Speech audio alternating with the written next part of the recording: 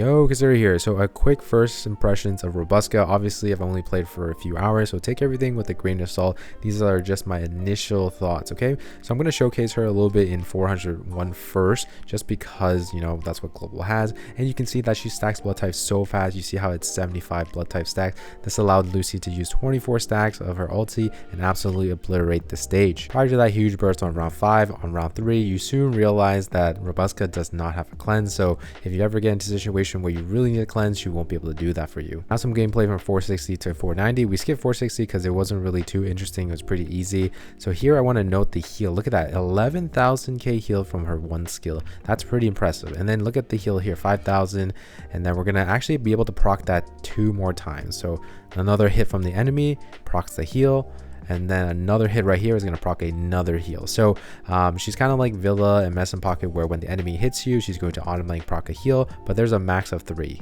But in terms of supporting capabilities, this is right after she ults Nautica, and if you didn't know, when she ults someone, she gives them more HP, more critical damage, and ult damage. As you can see, massive damage coming out from Nautica. Some more gameplay here. This is fighting for 80. So far Rubuska is really good. She heals so much.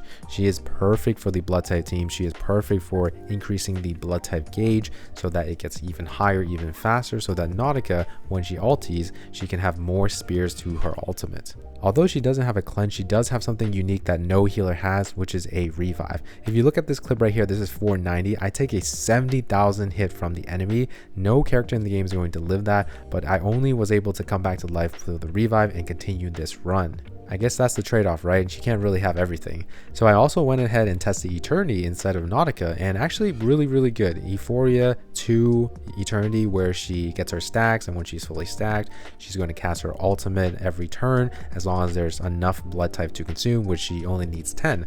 And with the help of Rubuska, she heals so much, the blood type team consumes so much HP. Look, I have 35 here. I always will have enough blood type for Eternity to cast her ultimate at the start of the round, and this is only round 5, and we cleared this stage very easily. So Rubuska is really good for Nautica, but also good for E2 Eternity. I also tested her in the ultimate team, hoping maybe she could be the pseudo ultimate sustain, or maybe she was dedicated to it, because she did give some buffs to crit damage and ultimate might. However, I felt like this might have been a skill issue thing. I probably need more testing. I was kind of struggling on how to rotate with all these ultimate skills and her skills.